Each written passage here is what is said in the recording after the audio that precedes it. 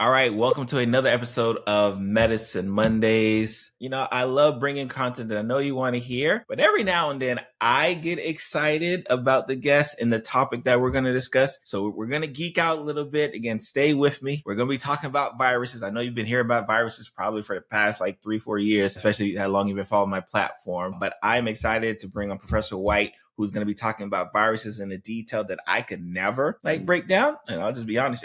Y'all know me. I will always tell you that what I know, and more importantly, which I always stress for everyone else, what I do not know. Professor White, thank you for joining the Medicine Monday show and, kind of educating the Lunch and Learn community. Well, it's always a pleasure, Dr. Barry, and I'm such a big fan of the show and what you're doing to help with, kind of medical education, especially during the pandemic that, we're in kind of the acute phase of the pandemic is over. But again, thank you for helping all folks all over with your platform and, providing them real, truthful medical information from an actual doctor's point of view instead of someone else. So it's a pleasure to finally be here. And so I'll introduce myself a little bit. So hi, I am Dr. Richard Allen White III. I'm a computational molecular synthetic virologist. I'm an assistant professor at the University of North Carolina at Charlotte in the Department of Bioinformatics and Genomics, which is part of the College of Computing and Informatics. I'm also part of the CIPHER team, which is an infectious disease, which we've developed here at Charlotte. We renovated a fourth floor for a $10 million renovation to kind of help build our infectious disease capabilities for both environmental and human health risks. I'm also part of the North Carolina Research Center, which has focused on human nutrition and human health over the last 4 years. I am also a member of the Astrobiological Society of Australia, looking at how viruses may have helped triggered life. And I have multiple projects both in NASA, USDA, NIH, and I'm just looking forward to talking with you today. Again, my conversation today is not reflect the University of North Carolina at Charlotte. It is my take on the current matters of science based on the literature and to the best of my knowledge. I've been an entrepreneur as well, and I have a company called Raw Molecular Systems, LLC, which was involved in long COVID microbiomes prior to taking the job here at Charlotte. And I'm always trying to find, entrepreneurial ways and train people in entrepreneurial approaches. So again, thank you so much for this morning. Yeah. And my Medicine Monday community knows I love those who not only dabble in the education, but dabble in the entrepreneurship behind it. I wear two hats, and I think that's so extremely important to be able to do both or have an avenue where both can be aligned. So I'm definitely appreciate that. I definitely want to get in your business a little bit about that as well. But I got to ask, right? Because I know they're going to ask me, what was it about viruses that made you say, you know what, that's the direction I want to go in? This is a great story. So prior to my coming to University of North Carolina at Charlotte, I was at Washington State University. I was a research assistant professor there working on soil microbiomes and stuff like that. Prior to that, I was at the Pacific Northwest National Laboratory where I learned computational and multi-omics there under Janet Jansen. Prior to that, I did my PhD at University of British Columbia in Canada. And then I have a master's and bachelor's degree both in molecular biology and virology from Cal State Hayward. So I'm a Cal State Hayward graduate. Yeah. So I always try to plug them because I wouldn't have gotten to where I was without them. So, and then in between, I was also working with a guy named Steve Quake, who's now the head of the Chan Zuckerberg International thing for single cell. And you can look him up. He's an amazing engineer. So I think of things through an engineering lens because of Steven, and Steven is absolutely brilliant. That's interesting.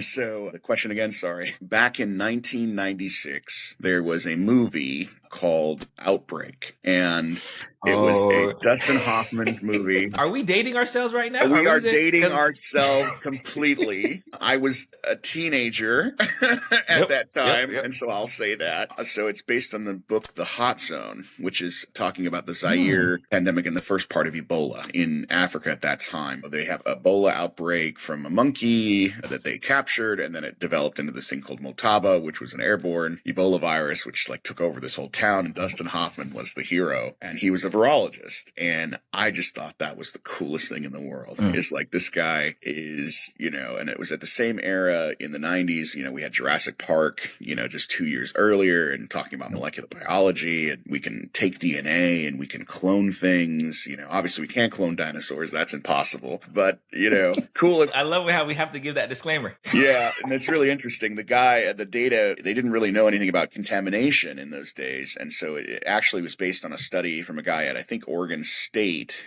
and he extracted DNA from amber from an insect, and he got positive hit to an insect. And basically, we just didn't know that PCR can be contaminated by just stuff in the room. And so that's where kind of thing. So the amber, unfortunately, we cannot get reliable DNA out of amber, right? So it's just it's unfortunate, right? Because it would be very interesting to do DNA barcoding on these ancient organisms. So then Dustin Hoffman is this character, and he's this hero, and I just was so fascinated with viruses. You know, my father was a paraplegic growing up. You know, I was in and out of hospitals. I have a doctor in the family, Craig Miller at Stanford, who was, you know, head or very big in cardiac thoracic surgery at Stanford.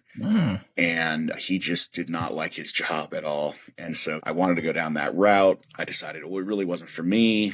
Looked at dentistry, looked at optometry, these kind of things. And then I saw that movie and I was like, man, these virologists are so cool and viruses are so interesting. I thought, you know, I wasn't going to go down that road. And then first semester of undergrad, cell molecular biology, I knew I was going to do that. And I'd always told people that's what I was going to do. And then, you know, the woman gives the last lecture and she's like, I'm going to talk to you about the obligate intracellular parasites. And today I'm going to talk to you about viruses. And that was it. That was the takeoff. You know, I said to myself, I just got to work on these things. I'm just such a huge advocate of trying to understand them. And then I went to British Columbia with a guy named Curtis Settle. That was where I got my PhD. And he, you know, is a huge advocate that viruses, not all viruses are bad. You know, that viruses. Hold on now. Yeah. Yeah, not all viruses are bad, you know. They do so much for our planet. And so then I kind of took that mantra and I've been looking at them ever since. Basically, viruses of everything. And so that's what set me down this road is, you know, obviously there are ones that cause disease and pandemics in us because we are unfortunately the petri dish that they grow in. But there are so many that protect us. I mean, there are more viruses in your mouth right now than there are stars in the Milky Way galaxy that are protecting you from disease and infection, right?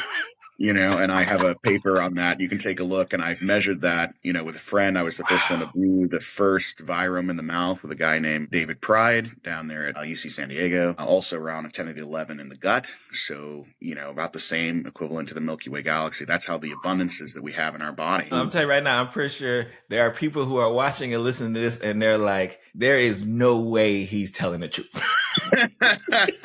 And we drink trillions of them a day. We breathe them in. There's, you know, billions of them in the soil. They're on your skin. They're everywhere. And they protect you. They protect you from bacterial infection. You know, they're more friend than foe. And I know that's hard for people to get their head around. So we've quantified the total viruses. And this is, you know, Curtis was originally 10 to the 30 in the ocean, you know, and then we did another calculation, 10 to the 31, at least one order of magnitude more than bacteria. I think it's actually larger than that because we can't measure them very well. And that's what the focus of my lab and what we're trying to do is actually find better ways to measure the RNA viruses, the single-stranded DNA viruses, the double-stranded RNA viruses, because we use a dye that incorporates inside the DNA, and we filter out as many of the bacteria as we can, and then we look at stuff going through like a 0.22 filter, and then we say, okay, and we stain them randomly, and we kind of say, okay, well, how many do we have there? And of course, there are particles that look like viruses, but they're not viruses. They're called gene transfer elements. They're like viruses that were viruses, but then they just move bacterial genes around. You know, we don't have dyes, to my knowledge, that can tell you like the difference between RNA and DNA in the same thing. And we're trying to work with people to try to figure that out. And we're also trying to find dyes, you know, single-stranded versus double-stranded, you know, and then there's giant viruses. We're working on a paper right now of a bacterial virus that is almost as big as an E. coli. That's how big this thing is. A bacterial virus?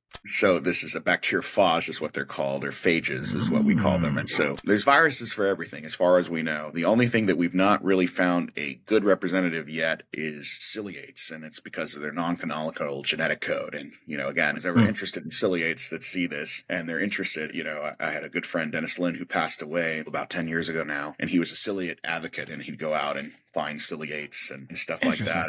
And there's a disease of corals that's actually caused by ciliates, and everyone once in a while say, Rick, do you know of any viruses that we could use to kill this ciliate that's killing corals? And I'm like, not yet, but I tell you, if we find one, that would be the one we haven't found. Just even recently, as of like last week, we found a giant virus that infects Neclina feruli. That's the brain-eating amoebas. And so now we have a virus that we can use against the brain-eating amoebas. Yeah. And it's super specific. It goes across all the different things. And as you know, as a clinician, if someone has this, they usually get them on neti pots, or they get them going out in kind of warm lakes. It's a devastating disease, but we can use viruses against our enemies. Against diseases that are attacking us. Absolutely. And, I know this is probably throwing a lot of people for a loop, especially, depending on when you're watching this. Yeah. We've heard of the big bad virus that's, caused a pandemic. So I think in their eyes, they don't see a good side of a virus.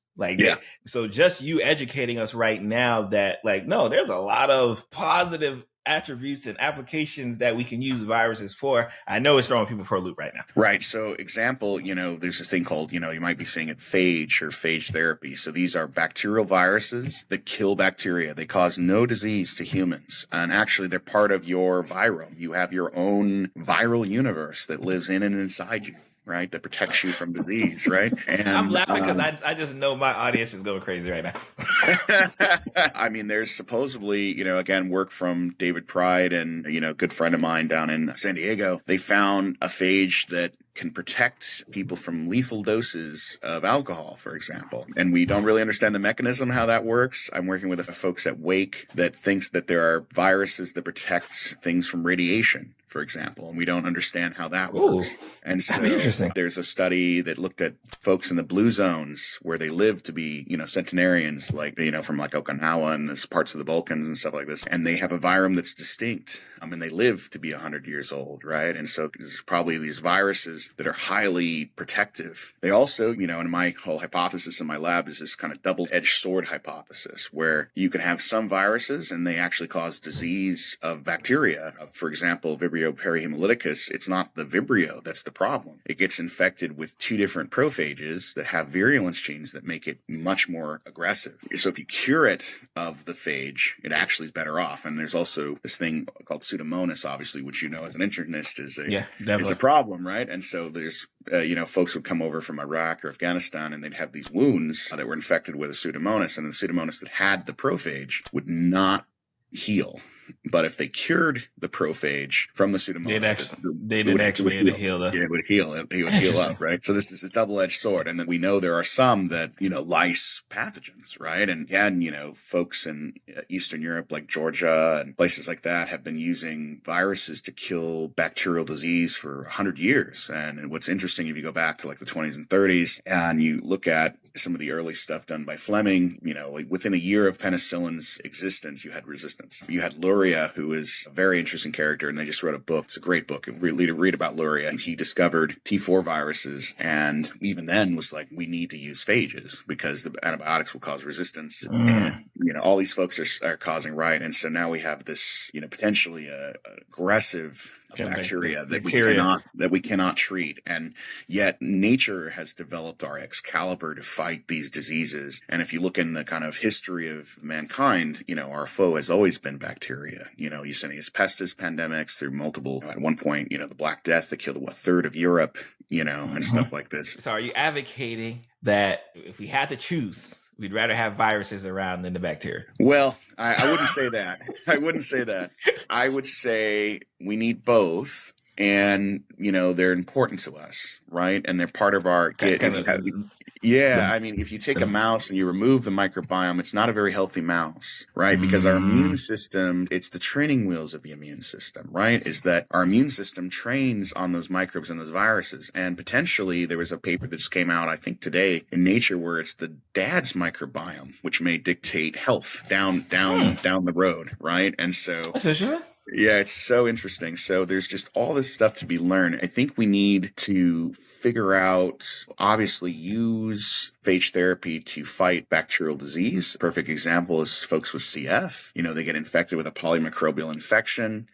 Paul Turner's work out of Yale is trying to find ways to kill the Pseudomonas. And what happens with them is they have a SNP that basically causes too much mucin. The mucin then builds up in the lung, and they get a polymicrobial infection, right? All kinds of bacteria there. And their lungs are almost free of phage, which is really interesting compared to our lungs where we have more phage sitting around just from breathing in. And those, again, protect you from this disease. And if they get Burkholderia, for example, it's a lethal infection. And so trying to find viruses that kill these pathogens, but then again, they're very specific. They're trained to specific host organism, a lot of them. And we can use that to fight chronic wounds and these kind of things. And then, of course, there's micro interactions. There's certain microbes. The classic one is like ulcers with Helicobacter pylori. Again, we need more data for this. And we found that Helicobacter pylori, it's been around in humanity for at least almost 100,000 years. Again, some of Marty Blazer's work and stuff like that. And when we remove Helicobacter pylori, actually they get more evidence of other kinds of cancer, like esophageal cancer and stuff like this. Like the eradication treatment, because I know usually if you get H. pylori, they want to throw. It's correlated. Okay. It's correlated with other types of diseases. Again, correlation, not causation, as we should say, with a big thing. But I think it may be needed at some amount, just not too much. And so what probably happens is a microbe interaction. We have to have it in some amount, but not too much. Like a C. diff, right? We need C. diff in the gut. If it overruns, exactly. The easiest way to describe C. diff is so fascinating. So Rob Knight does a really good job with this. And you think about your turf grass lawn, right? And you might see one dandelion in the turf grass lawn. One dandelion is not an issue, right? But if you see lots of dandelion, your lawn is not going to be doing good. And that's a perfect example of C. diff. Is think of, your kind of gut flora and, prebiotic, postbiotic is kind of green, long kind of thing, and it's in balance, right? But if you get a bunch of weeds, they kind of take over. And so, again, C. diff is another one that we're trying to target with phage therapy to help treat that disease. And again, we can use, some of Paul Turner's fantastic work out of Yale, where he used an evolutionary process. He found that there was, in a case of Pseudomonas, that what they like to do is they like to pump out antibiotics. They have all these pumps that probably developed from ancient metal detoxification. And, and so what he found is he found a phage that uses the pump protein as entry receptor. So what does the bacteria do? It's like, well, I'm going to get rid of this pump and then I don't get infected by phage. Now I'm sensitive to the antibiotic. So if you add the therapies together, you can treat the disease even better. Kind of that double. Plus phage, you can eliminate the disease potentially using these kind of ecological evolutionary approaches to tackle bacterial disease. What's interesting, because I know you talk a lot about kind of obviously having this combination of dealing with obviously kind of internal, kind of human body aspect, but then there's like environmental constructs, especially when we kind of talk about viruses, right? And I go on a random tangent. I'll talk to some infectious disease guys, right? Who they're big on like global warming. They're like doom and gloom in the discussion of like, well, if it starts global warming, then we start becoming exposed to environmental bacteria and viruses that, we just haven't seen in hundreds of years, especially when we talk about viruses and just the environment and that relationship of how, you can have viruses. And I know you want to kind of talk about kind of the Great Salt Lake, and like you can have viruses kind of live in environments. And when it's in this environment, it's okay. But if it happens to jump or happens to kind of transpose, that's when problems possibly could arise. Okay, let me state some stuff about some of the ecological services that viruses serve to our planet, right? So every day as we're speaking right now, 20% of the ocean's biomass is being lysed by viruses. Of all the organisms in the ocean are being killed by viruses. And you're like, well, that's a lot. And that's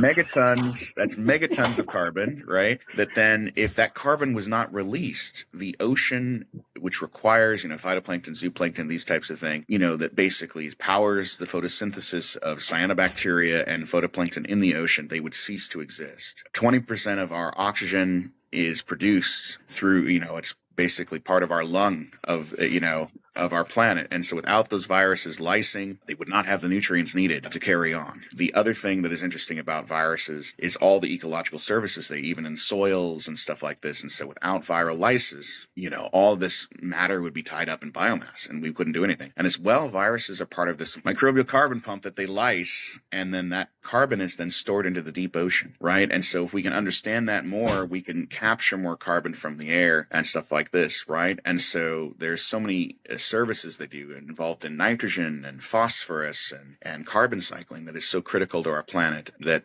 if without that, it would be almost impossible. Lunchtime community, I know I'm geeking out because again, I'm learning. I'm taking mental notes. I'm like I said, and it's so interesting because you can kind of hear just the excitement like as you're speaking. Let me give flowers while we're still here, Dr. White. I definitely appreciate dropping this game because like just the fact that the whole 20% in the ocean thing, I'm like, wow, that's. Mega, yeah, it's a lot. I have to double check. So the other thing that's really interesting is that cyanobacteria, these are commonly called blue-green algae. The reason we all exist is you take light and they produce, as a byproduct, they capture carbon and release oxygen, that classic thing, and they also make biomass, right? And when we were a kid, that's, sugar to whatever formula that we all learned, right? Back and forth respiration, photosynthesis, right? So they get infected by viruses, right? And again, they produce a lot of the oxygen as well. And there's viruses that have analogs to photosystems and carbon fixation genes in the cyanobacteria, in such that we could potentially say part of the oxygen of our planet is from viral origin, right? Just by them tweaking the metabolism of cyanobacteria. And from that, it's just fascinating. And, we know that the virus wants to do, it just wants to replicate. It's a nanomolecular machine. And they use these genes to kind of hijack hosts and kind of also turn on, pathways or turn off pathways. And that can impact, again, global geochemical cycling. And so that's why they're so important to understand and study, right? Barring the human health as well, right? They can be potentially protective to human health. They can basically help us with understanding how carbon storage and carbon fixation works on the planet. And then again, our NASA work suggests that, viruses are amplifiers of life, where, the first complex ecosystems on the planet were these things called stromatolites. They're rocks, basically. They're layered rocks, and we call them microbialites. There's all kinds of different ones. Some are layered, some are clotted. Those are thrombolites, right? The ones that are clotted, layers, thrombus meaning layered. And you go looking back and you'll see it every biological textbook. You can go right now today and you'll see it, and they'll talk about the origin of life, and you'll see a picture of Shark Bay Australia. And I've been working with those folks almost 20 years now. And the cyanobacteria turn CO2 into rock, right? And carbonates, right? They're thriving with viruses. And we think that they kind of evolved defense mechanisms against viruses. And in doing that, they were able to trap more carbonates and make these rocks, magnesium carbonates and stuff like this. And so that's kind of the reason why NASA funded it. Wow. Okay. Yeah. And then the other thing, obviously, if we see active microbial mats on a planet, we can for sure say that life is going on. Something's definitely happening here. We can't say what is happening, but something is definitely happening. Exactly. And so they can also become entombed and lithified themselves. And we think they may even trigger the lithification effect because, what happens is the cyano is filamentous and it makes all this mat material. And if I make all this gloop, the virus can't get in, right? And when I make all that gloop, I then bind minerals better. It's kind of similar to like the bacteria that's like, well, I'm going to get rid of this pump protein to get rid of this virus. The virus, right? But then I end up becoming susceptible to. And exactly. And so now in trying to defeat, we think I'm learning. I learn while I listen. This is so much fun, Barry. Thank you again for having me. And so we think that, in them trying to defend viral infection, they become entombed in these carbonates. And then these carbonates then are long-term preserved. I mean, up to 3.5 billion years old, these carbonates that are there in the rock record. And we also think of them potentially as a industrial approach, right? Because all the carbon that we've ever seen eventually goes into the lithosphere. This is the carbonates, if you will. And if we could, use viruses and these cyanobacteria to trigger that event, we could make basically bioconcrete, biocement. And the material that the cyanos plus the carbonates make is a stronger material than mined carbonates. And carbon cement manufacture is a huge producer of carbon dioxide. And so if we can go towards a biological approach, that's the synthetic part, is the engineer in me is like trying to say, okay, well, we have a problem. Here's the problem. How can I process that I end up getting the product that I'm Yeah. And so how can I use biology and use engineering principles, which we've done for the longest time, to understand nature and then use engineering to then design something new, like, bioconcrete, for example, or you can make batteries with bacteriophage. Like you can charge the capsid heads and you can make a battery with them, right? And so, think of a car that's completely photosynthetic, right? You just basically have a tank of cyanobacteria and you You feed might it be causing trouble now. You might be. you feed it water and it produces, we trap those electrons and we power a vehicle that's biology, right? And Get then into it. bioplastics. Bioplastics as well. There's lots of organisms that make polymers, and so we can make materials with biology that would be degradable, right? And we also have one of the bacteria that we've isolated from a microbiolite in British Columbia. It actually eats plastic. Like it can just eat the plastic and solve the plastic problem, right? And so just innately, we don't have to even engineer it. We just kind of go and it eats plastic. So, I mean, there's just all this, and I think that we'll see this revolution of using molecular biology and engineering principles to solve these big problems, with the help of viruses. All of molecular biology, all the plasmids, all the pieces and promoters, all the molecular biology is viral. Like there's all these viral promoters, right? I mean, all the work from folks like Luria and all this stuff were all about from viruses. And again, we also have to not go to sleep as well with the things that are potentially pandemics, like there are many, many different viral families that could cause the next pandemic. And there's no doubt. We'll probably talk forever. I'm gonna put you on the spot now because obviously we talk about the big bag, about the big one, right? And I almost want to kind of have just an episode discussion, not focus on just specifically that one, but just kind of like what that kind of entails in general. I pencil you into like a future episode because I definitely want to make sure, like, I'd like to geek out on that, but like that's I mean, you already know I'm a geek, so yeah, I don't care. I'm a nerd. I don't really care what y'all think about it. So before I get you out of here, I do want to kind of just, if you can, kind of talk about your entrepreneurial aspects. I know with the Raw Lab, if you're allowed, because I know. Sure, yeah, absolutely. So I wanted to say another thing as well. And so talking about viral abundance, and the reason why I came on is that we had this really amazing kind of landmark study from my PhD student, Madeline Billinger, who just passed her qualifying exam the day before yesterday. Congratulations. I'm so proud of her. And I'm so proud of my other graduate student, Jose Figueroa, and how, they're just amazing. These folks these days, they're just doing so well. And they've got multiple papers out. I think we were up to like 6 papers now, 3 in preprint and 3 published. And so she, we measure the Great Salt Lake, and there's microbialites obviously in the Great Salt Lake. These are these structures that, mats, these cyanobacterial mats that form themselves into hard structures. And, she measured accurately, I think probably the first time, really accurately measuring the viral-like particles, the viruses that are in the water of the Great Salt Lake. And we took that and we did a calculation saying that every virus in there is going to be a T7 size virus, which again, we know there's going to be some that are bigger and some that are smaller. So there's a little bit of measurement there. Is T7 like the middle? Because like, I don't know about like size. It's kind of a small one. It's kind of the one that, you think of the phage, it's like the kind of oil rig looking thing. That's like a T4 like virus. T7 is the one that doesn't have the big oil rig. It's kind of just the capsid head, really. Okay. So it's on the smaller side. And again, it classically infects E. coli, but we just took the mass, obviously, as an approximation, right? When you take all that and take the volume of the Great Salt Lake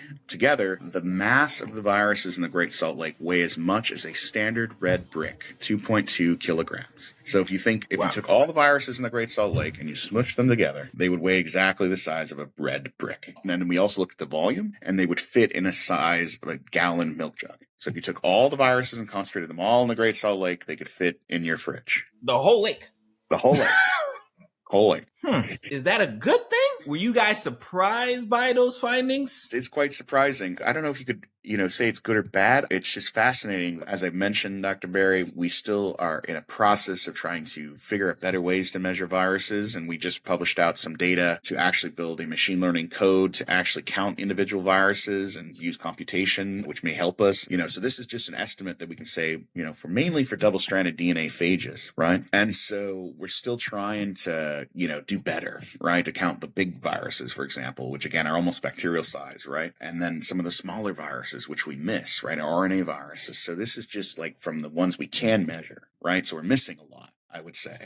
I would never say that we've totally measured it. And again, we're making huge assumptions, right? By saying, okay, well, we're taking the smallest one we can think of, not a larger one. So there could be even more mass, right? But it's a lot. And it shows you how powerful they are, right? Because they can handle this whole ecosystem, right? And that's the mass of them. That's how small of a mass they are. Yet they provide lysis and nutrients to the whole ecosystem. As well, what is so sad and something that we all must try to figure out is that the Great Salt Lake is drying. It is drying out, and that this kind of extremely interesting ecosystem, you know, that has these 10 to 1,000-year-old structures, these modern microbialites which provide nutrients to the whole lake, and the microbialites are dying. They're drying out. And once they're gone, they're gone. I mean, we have versions of them in our lab that we've resurrected, and they're growing. And so, you know, our hope is, in worst case scenario, they can figure out the water thing in the state and they can add that type of thing. And then if the microbialites die, we can maybe go back and reseed them and help amplify the life of the lake, because the microbialites provide such great ecosystem services. You know, they provide nutrients in the desert, right? And most of them, you know, they make all this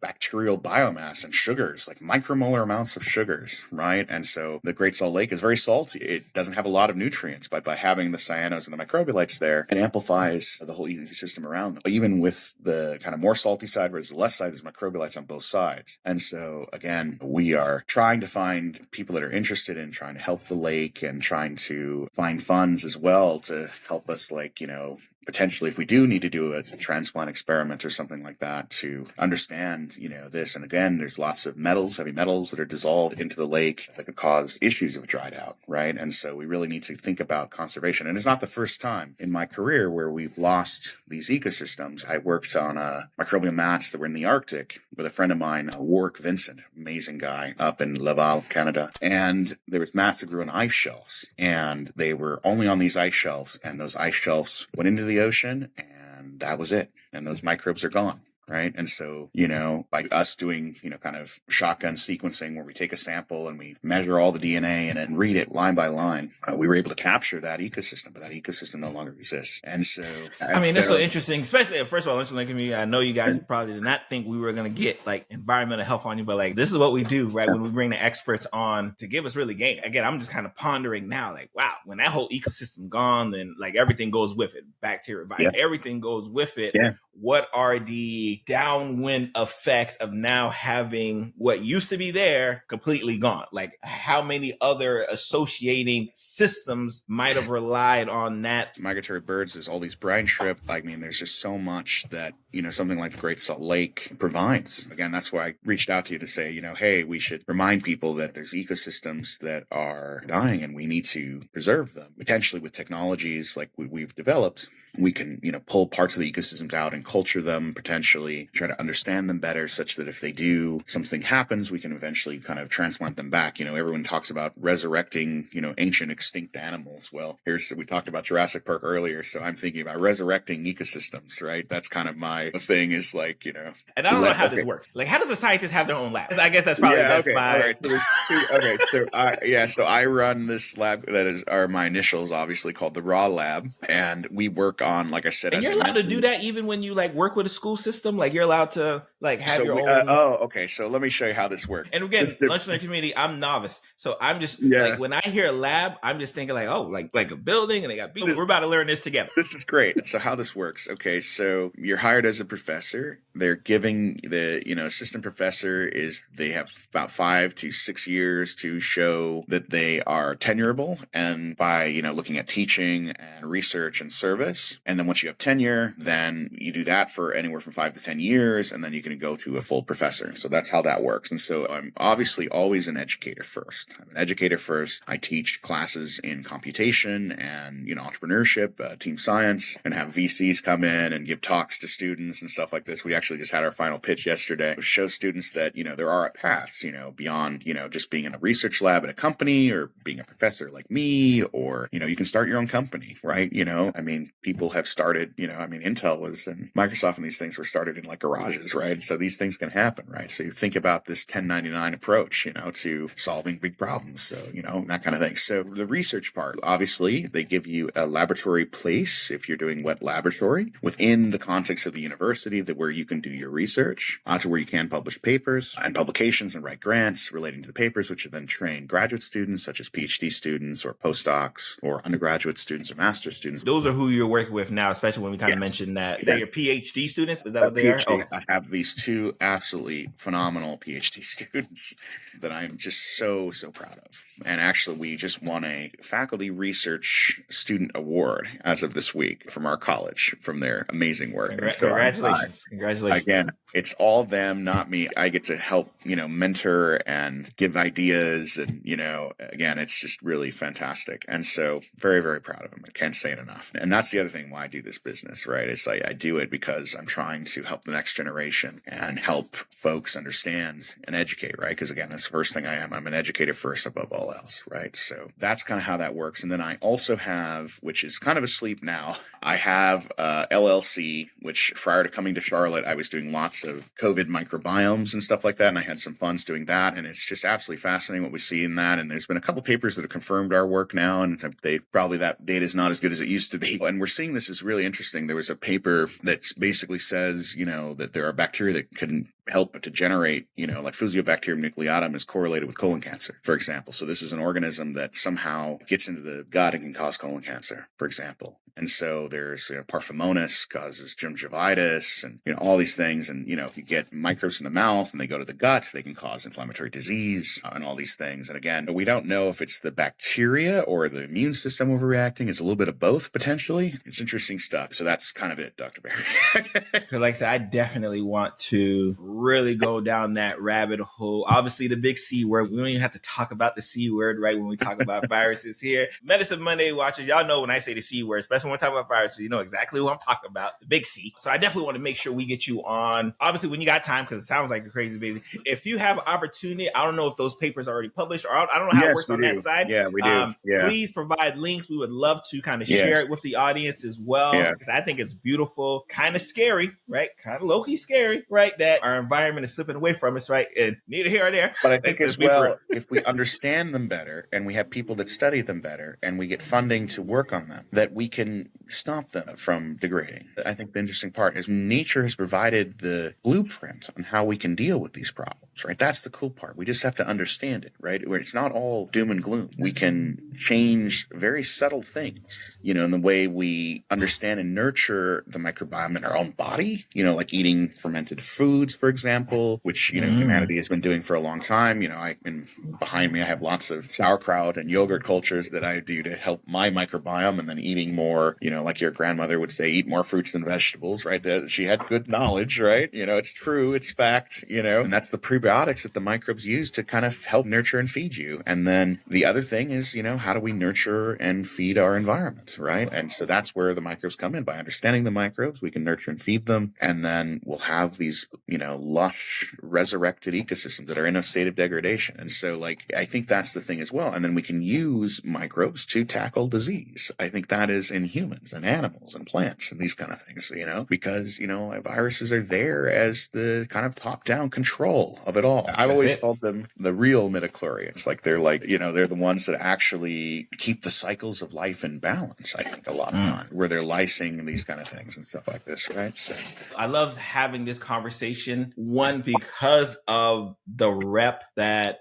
viruses have gotten, especially negatively. And I know when people hear viruses, they automatically have this kind of negative connotation. So this conversation is so amazing, and because it shifts. Viruses that are negative. And that's the thing. We're not absolutely, saying... Absolutely, there are. I love ending there. Is there any links you want people to maybe follow from a social media perspective? If you give your socials, and remember, Lunch Learn Community, everything will be in the show notes, right? So you don't have to write it down, but I just want to kind of verbally that way. You can check out our lab at rawlab.org,